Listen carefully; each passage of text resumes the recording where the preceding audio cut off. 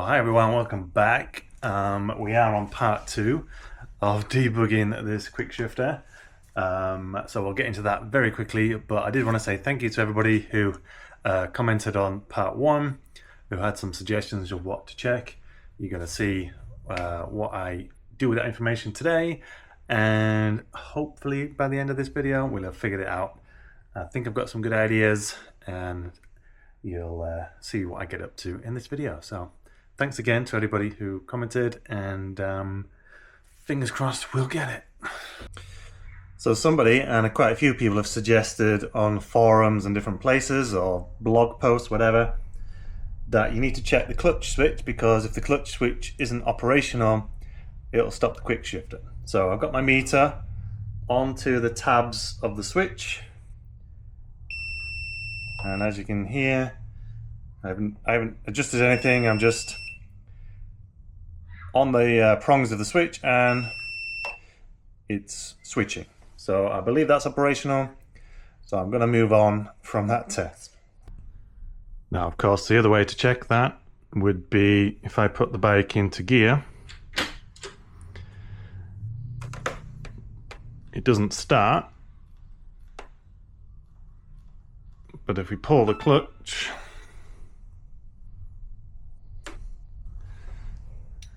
so I'm going to rest you down here for a second. If I pull the clutch in, then it tries to start. So yeah, the clutch switch is working just fine.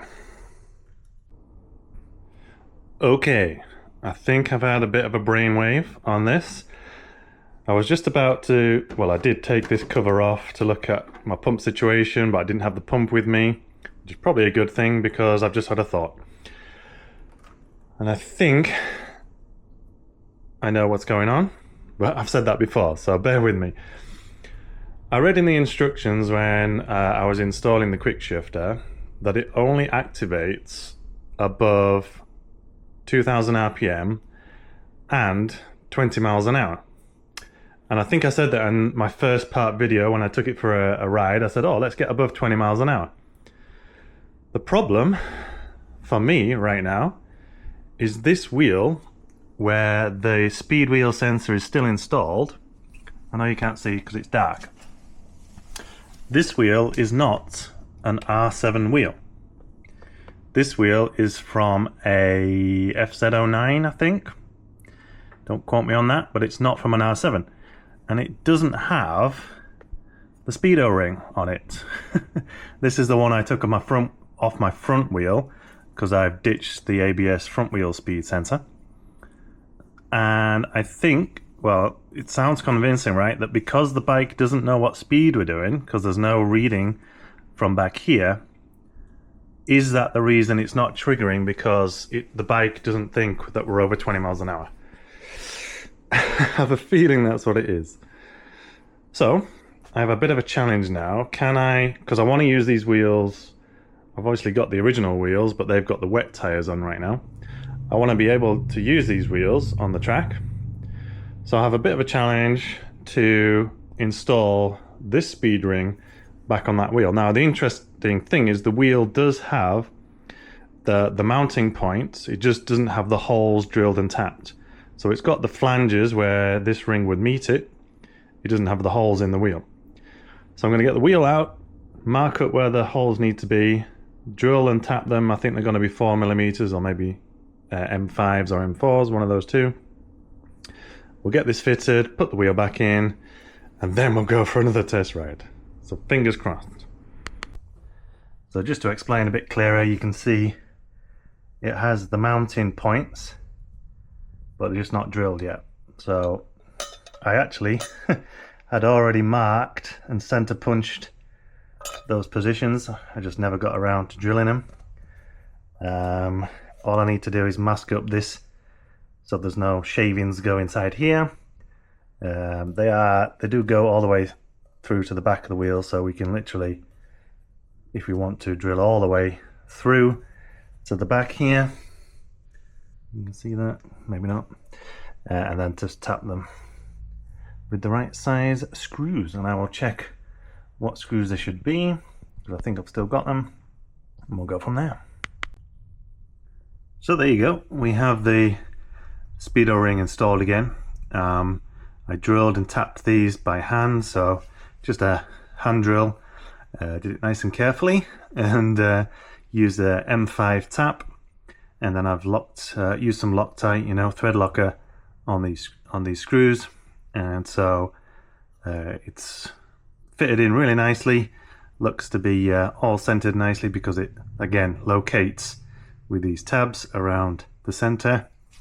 So we're going to throw this back in, and then fingers crossed we'll see we will see the speedo come back on the screen, and then if we take it out for a ride and get above 20 miles an hour, we'll see if it then allows us to activate the Quickshifter. Now, somebody did ask me to show how I had rerouted these kind of fluid vent pipes, which usually run past the sprocket on the left hand side. You can see that these actually come down from the right hand side of the bike, and so, you know, there's no need for them to go across that way. And so with a couple of tire wraps here and there, I've just got them routing down the side here, and then they poke down into the belly pan, so that any fluids obviously get caught as well in the belly pan. So just a couple of cable ties on the various brackets around here, and job's a good one. Okay, so wheels back in, everything's buttoned up. The keen-eyed amongst you may have noticed how far back this adjuster is now. Again, this is like a 41 tooth at the back, 15 at the front, so that gives us a really long wheelbase with the standard number of links on the chain. And I've now run out of adjustment. These are wound all the way back, and we've just about got a reasonable tension, but I could really do with nipping it a bit more. So if I want to continue running this gear, I'm going to have to take a link out of the chain, and I haven't quite decided if I should just give one extra tooth a try on the back, so 42. The reason I'm doing it like that is because at the track that I race at the most so far, which is Black Hawk, I can get away with using fifth gear in just one part of the track, so I don't have all these issues which I've been struggling with fifth gear in any, you know, particular other parts of the track where I might just be throwing it into a corner or through a kink or something like that. So I'm liking the fact that I'm not using fifth, but yeah, it's potentially keeping us back, holding us back for the lap time if I could just use the gearing that I wanted and not care about the fifth gear problem.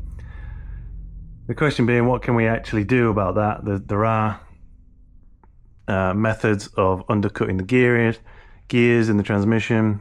Obviously that costs a lot of money, so there's a decision to be made whether we go down that route. I know Andy with his R7, if you remember that feature that we did on his bike, I think he's aiming on doing that over this winter period. So whether or not I can ask him and see if we can get a deal done for two bikes at the same time, I don't know. But that's where I'm at.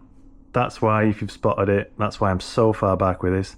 I do like the stability that it gives me.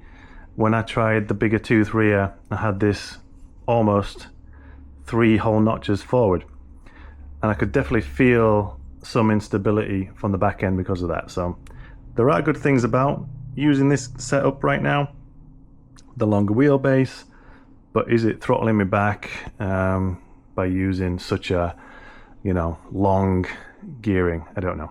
Anyway, right, so I think what I'm going to do is put the original spring back in the Quickshifter, because I don't think any of that was the problem. So I will get that done too. I just won't bore you with it on camera again, and then we're good for a road test. And just on a lighter note, it's so cool to actually have a little bit of a man cave going on. Got me peg balls with some tools. It's still not final edit. We've got TV so we can watch some stuff. We've got a little PC we're going to hook up eventually. I'm just waiting on a cable for that so that we can, you know, be checking manuals or instructions for anything whilst we're working. This part's all a bit of a mess right now, so don't worry about that. We've got the tire change machine ready for changing our tires. All of this junk's going to move. We've got the leathers hung up, so we'll probably get a few of the trophies laid out eventually as well, so that'll be cool. But yeah, for those of you that appreciate a good man cave, I thought I'd give you a little look at my little setup right now. We've also got a fridge with beers and drinks, so if you're ever in the Illinois area, just let me know. Come along and hang out.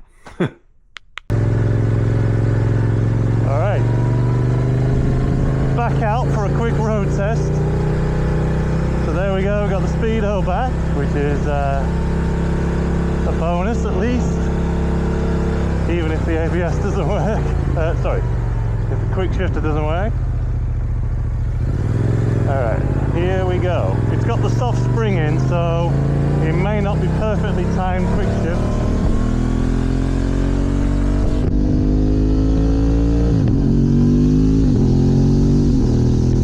There we go! She's a working, boys!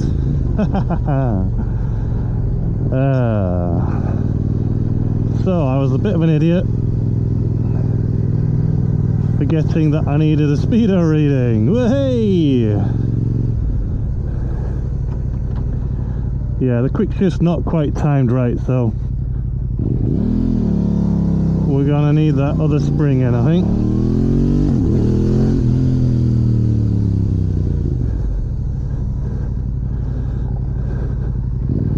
It's either that or my wrist is not very well. I'm doing it at quite low RPMs as well, so just on this test ride, but at least we have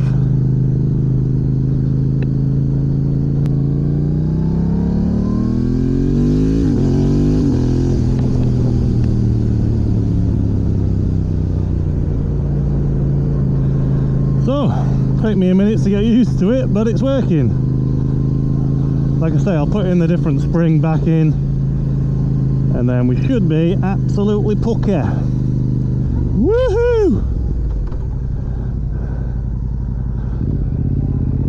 Good job, guys. Good job.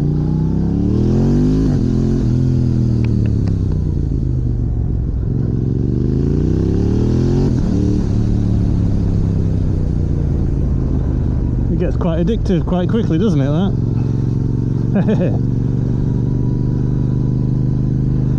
Nice! Okay, so we got success, which is great. It's not quite perfectly timed, like I say, but we'll get that changed. I've got some new, I call these rose joints, I don't know what you call them. Got some new ones coming because there's a little bit of play, as you can see in here probably. So these are the ones that came with it, so I've got some others arriving soon. We'll get those swapped and we'll change that spring back to the standard one. And then I think we're all good. So, you know, we learned some things along the way, which is always good to do. Learn how these things work and educate ourselves. And we got there in the end. So, very pleased with that. And thanks for watching again, guys. With the new man cave, it is possible that we could do some live streaming things and get a camera set up here. And do something like that. So if you're interested in stuff like that, you know, over the winter we've got some probably bigger jobs that we can get on with on the bike, maybe some race bodywork, that kind of thing, some subframes to change even. So if you're interested in that kind of thing, just let me know and we'll see what we can set up. But for now, me and the R7, thank you for watching, and we're gonna go toast our success. Bye for now.